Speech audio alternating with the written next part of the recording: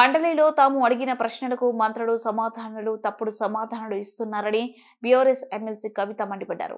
బుధవారం అసెంబ్లీలోని media point వద్ద ఆమె మాట్లాడారు. మూసీ విషయంలో సభను మంగళవారం మంత్రి శ్రీధర్ బాబు తప్పుదోవ పట్టించారని ఆరోపించారు. ప్రపంచ బ్యాంకును మూసీ కోసం డబ్బులు అడగలేదని శ్రీధర్ బాబు చెబుతున్నారు. 2024 సెప్టెంబర్లో ప్రపంచ బ్యాంకును మూసీ కోసం రుణం అడిగినట్లు తన వద్ద ఆధారాలు ఉన్నాయని బయట పెడతానని కీలక ప్రకటన చేశారు. డిపిఆర్ లేదని అసెంబ్లీలో చెబుతారు. ప్రపంచ బ్యాంకుకు సెప్టెంబర్ 19న ఇచ్చిన నివేదికలో ప్రపంచ బ్యాంకుకు డిపిఆర్ ఉందని చెబుతారు. ఎందుకు అబద్ధం చెబుతున్నారు? ఎవరి లాభం కోసం ఇదంతా చేస్తున్నారు? కవిత ప్రశ్నించారు. ప్రజలకు స్పష్టత ఇవ్వాలని డిమాండ్ చేశారు. కేసీఆర్ సీఎంగా ఉన్నన్ని రోజులు ప్రపంచ బ్యాంకును తెలంగాణలో అడుగుపెట్టనివ్వలేదు. కాంగ్రెస్ ప్రభుత్వం అధికారంలోకి వచ్చిన ఏడాదిలోని ప్రపంచ బ్యాంకుకు రెడ్ కార్పెట్ వేస్తుందని విమర్శించారు. జై తెలంగాణ. అందరికీ నమస్కారం. నిన్న శాసన మండలిలో బీఆర్ఎస్ పార్టీ నుంచి మేము అడిగినటువంటి ప్రశ్నలకు ప్రభుత్వం తప్పుడు సమాచారం ఇచ్చింది.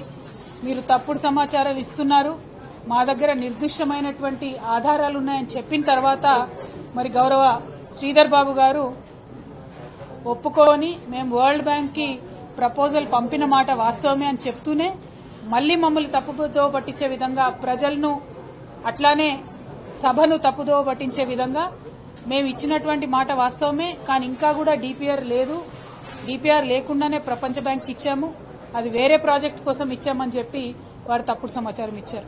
నేను నిన్న ఏదైతే చెప్పానో నిర్దిష్టంగా నా దగ్గర ఆధారాలు ఉన్నాయని, ఆ ఆధారాలతోని ఇవాళ ప్రజల ముందుకు నేను రావడం జరిగింది.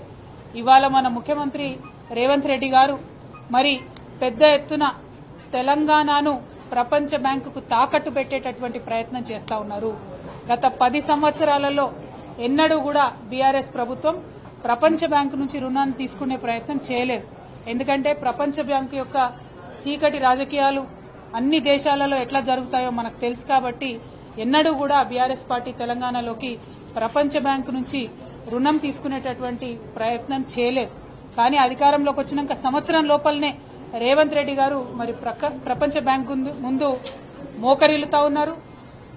మూసీ నదీ పరివాహక ప్రాంతాల్లో ఉన్నటువంటి పేద ప్రజల నుండి భూములు లాక్కొని ఆ భూములు ప్రపంచ బ్యాంకులో తాకట్టు పెట్టి రియల్ ఎస్టేట్ ప్రాజెక్ట్ డెవలప్మెంట్ కోసం అని చెప్పి వారు ఈ డిపిఆర్ ఇవ్వడం జరిగింది. ఈ యొక్క ప్రిలిమినరీ ప్రాజెక్ట్ రిపోర్ట్ అనే పేరుతోని వారు ప్రపంచ బ్యాంకుకు ఇచ్చినటువంటి పేపర్ ఏ తారీఖు ఇచ్చింది? ఇది 19 సెప్టెంబర్ 2024 నాడు ఈ కాగితం ఇచ్చినారు. ఇందులో ఇక్కడ పేరు రాసింది మూసీ రివర్ డెవలప్మెంట్ ప్రాజెక్ట్ అని చెప్పి. కానీ నిన్న సభలో శ్రీధర్ బాబు గారు మూసీ రివర్ డెవలప్మెంట్ ప్రాజెక్ట్ కోసం కాదు, కేవలం మేము మూసీలో నుండి సీవరేజ్ ఇంటర్సెప్టర్స్ కోసం ఇచ్చామని చెప్పడం జరిగింది. కానీ ఈ మొత్తం పేజీలలో చాలా డీటెయిల్డ్ గా ఎక్కడెక్కడ రియల్ ఎస్టేట్ ని డెవలప్ చేస్తాము, ఎట్లా అయితే ల్యాండ్ పూలింగ్ చేస్తాము,